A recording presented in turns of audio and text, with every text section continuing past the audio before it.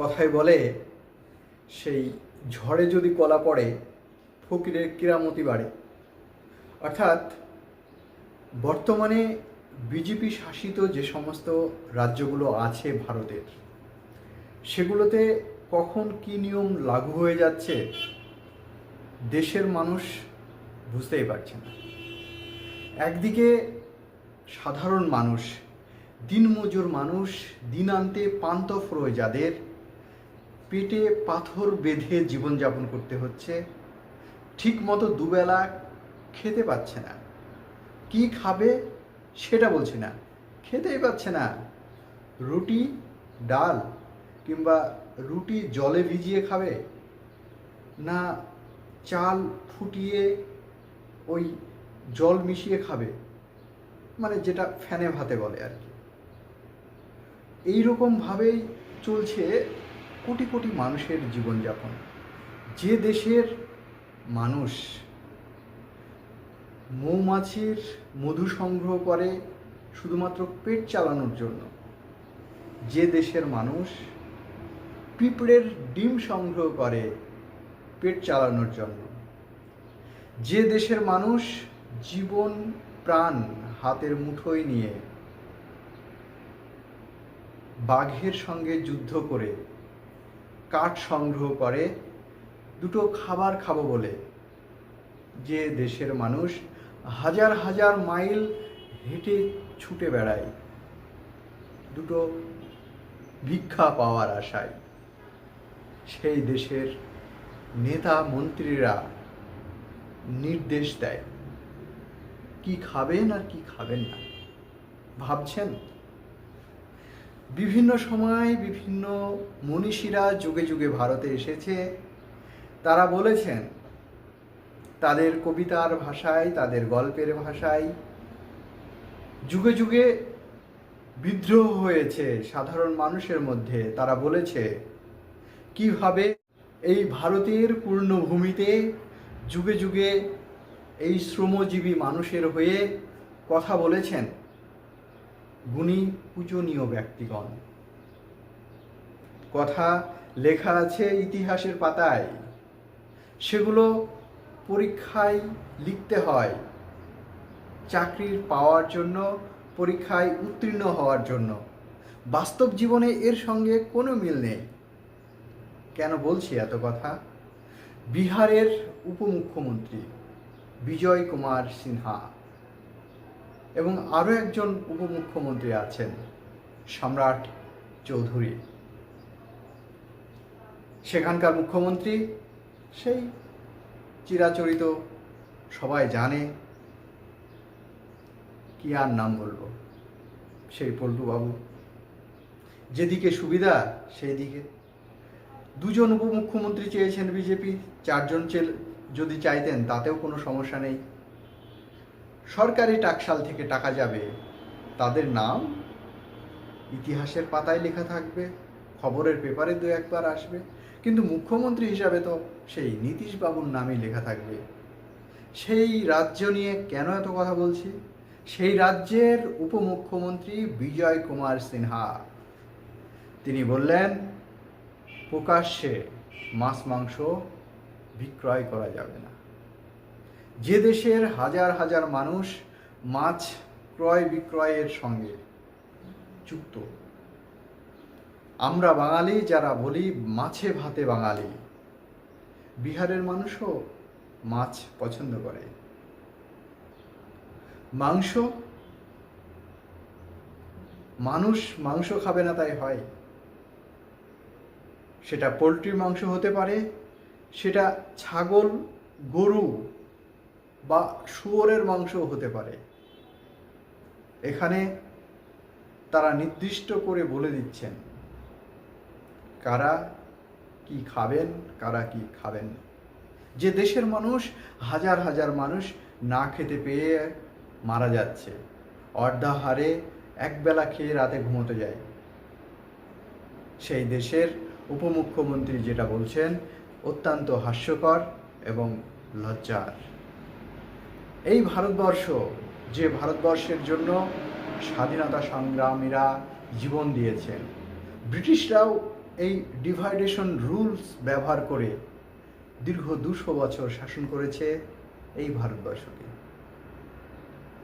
কখনো বলেছে কার্তুজের শূকরের চর্বি দিয়ে তৈরি, কখনো বলেছে গরুর চর্বি দিয়ে তৈরি। এই ডিভাইডেশন রুল কার্যকারী করেই 200 বছর এই ভারতবর্ষের সমস্ত সম্পদ লুটে পুটে খেয়েছে। স্বাধীনতার এত বছর পরেও দেশ স্বাধীনতা হয়েছে অনেক বছর, 78-79 বছর হতে চলল, এখনো পর্যন্ত সেই জাত নিয়ে আমরা পিছিয়েই আছি। কবির ভাষায় বলতে গেলে কে গরু খেলো কে শুকুর খেলো তা দেখো না ভাই, কে সারাদিন কিছুই খেলো না সেটাই দেখো ভাই। যদি দেশের মুখ্যমন্ত্রী বা প্রধানমন্ত্রী এই ডিভাইডেশন রুলস কার্যকারী করে বছরের পর বছর টিকে থাকতে চায়, আমার আপনার মতো সাধারণ মানুষ যারা এই ধরনের ঘটনা, গল্প টিভি, সোশ্যাল মিডিয়ায়, পেপারে দেখছি, পড়ছি, আমাদের কর্তব্য কি? আমরা আগেই দেখে নিতে চাই আমি কোন দলের, তারপরে কোন জাতের, কোন এলাকা থেকে আসছি, ইত্যাদি ইত্যাদি। সেই ডিভাইডেশন রুলস ফ্যান্টাস্টিক, এইভাবেই চলবে দেশ। আর ওই বিজয় কুমার সিনহা, সম্রাট চৌধুরী আর নীতিশ বাবুদের মতো মুখ্যমন্ত্রী পাবে বারবার এই বিহারের মানুষ। পশ্চিমবঙ্গের বিজেপি বারবার থাবা বসাতে চাইছে, তারা বলতে চাইছে বিহারের ঘটনার সঙ্গে পশ্চিমবঙ্গের ঘটনার কোনো মিল নেই। তারা কি করবে? নতুন কোনো কিছু করবে। তারা হয়তোবা শূকর আর গরু পাশাপাশি বিক্রি করার চিন্তা ভাবনা করছে হয়তোবা। সত্যি আমরা এখনো শুয়ার আর গরুর মধ্যেই থেকে গেলাম, মানুষের মধ্যে আসতে পারলাম না।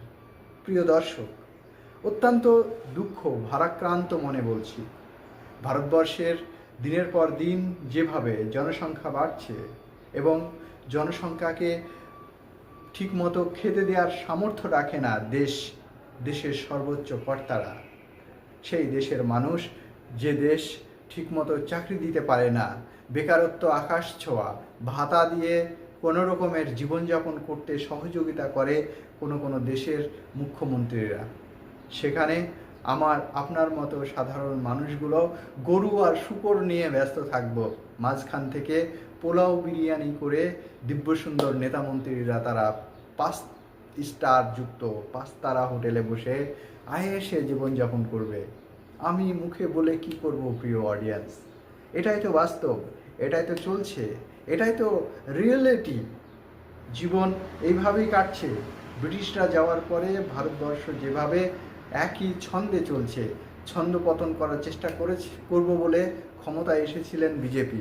দীর্ঘদিন পরিবারতন্ত্রের তকমা লাগিয়ে এই কংগ্রেস সরকারকে পিছনে ফেলে দীর্ঘ 2014 সাল থেকে আজ 26 সাল 3 টার্ম চলছে এই বিজেপি সরকারের। বছরে 2 কোটি চাকরি, 15 লক্ষ টাকা পার হেড অ্যাকাউন্টে পৌঁছে দেওয়ার প্রতিশ্রুতি দিয়ে যে জুমলাবাজি সরকারটা ভারতবর্ষের মসনদে বসেছিলেন, সেই জুমলাবাজি সরকারটা টিকিয়ে রাখার জন্য কখনো এপস্টেইন ফাইলের নাম কাটার জন্য নিজের দেশের সার্বভৌমত্ব বিক্রি করে দেয় আমেরিকা নামক সাম্রাজ্যবাদীদের হাতে। হ্যাঁ, এটাই আমাদের ভারতবর্ষ। আমাদের ভারতবর্ষ যখন মাথা উঁচু করে দাঁড়ানোর প্রতিশ্রুতি দিয়ে দেশের প্রত্যেকটা মানুষের কাছে বলে আমাদের দেশ সার্বভৌমত্ব, গণতান্ত্রিক এবং এই দেশের প্রত্যেকটা মানুষের চন্দ্র সূর্যের আলোর মতো এই স্বাধীনতা পাওয়ার কথা এবং আমরাই দিতে পারবো এই স্বাধীনতা নামক বস্তু, প্রাণী, অকৃত্রিম পদার্থটাকে, অথচ আমরা সেই স্বাধীনতার লেশ মাত্র পাই না। আমাদের খাবারের টেবিলটাও তারা ঠিক করে দেয়, আমার রুচিটাও আমাকে ঠিক করে দেয়, আমি কি পোশাক পরবো সেটাও আমাকে আমার রাষ্ট্র ঠিক করে দেয়। এটাই হচ্ছে গণতন্ত্র। আমি এই গণতন্ত্র মানি না, আমি এই গণতন্ত্রকে ধিক্কার জানাই। যে গণতন্ত্র আমার টেবিলে হাত বসায়, যে গণতন্ত্র আমার পোশাকে হাত বসায়, যে গণতন্ত্রের নামে মানুষকে লুটেপুটে খেয়ে একটা শ্রেণীর মানুষকে কোটি কোটি টাকার সম্পদ তৈরি করে দেয় এবং তারা বলে যে আমরা ভারতবর্ষে সেফ মনে করছি না, তখন তারা অন্য কোনো দেশে চলে যায়, কোনো আমেরিকান বা ইউরোপিয়ান কোনো কান্ট্রিতে চলে যায়। এটাই হচ্ছে ভারতবর্ষ। আর যেতে সহযোগিতা করে আমাদের দেশের সর্বময় কর্তা এবং প্রধানমন্ত্রী। যখন এই কথা বলে তখন বলে যে আমরা চেষ্টা করছি। করাপশন, 100% করাপশনের সঙ্গে জড়িত আছে এরা। যখন আদানি আম্বানির কোটি কোটি টাকা ঋণে জর্জরিত, আমেরিকা বারবার চাপ দেয়, তখন আমাদের দেশের প্রধানমন্ত্রী বলে সমস্যা নেই, আমরা তো আছি, এই বছর না দিতে পারলে সামনে 5 বছরে আমাদেরকে আরও ঋণ দেবে, আমাদের দেশ আরও ঋণের নিমজ্জিত হবে। তারপরেও সেই আদানি আম্বানিদের প্রতি প্রেম ভালোবাসা কোনো মতেই ছেড়ে দিতে চাইছে না এই স্ত্রীহীন নরেন্দ্র মোদীজির। তিনি স্বীকার করেন না। এটাই হচ্ছে আমার দেশ। কবে বুঝবে? কবে আমার ভারতবর্ষের মানুষ নিশ্চয় বুঝবে। তবে ধর্মে ধর্মে বিভাজন ঘটিয়ে বর্তমানে যারা শাসক দলে টিকে থাকার চেষ্টা করছে, সেটা যে কোনো ধর্মের হতে পারে, তাদেরকে সম্পূর্ণভাবে বর্জন করার জন্য আহ্বান জানাচ্ছি আমার ভিডিওর মধ্য দিয়ে। ভালো থাকবেন, সুস্থ থাকবেন।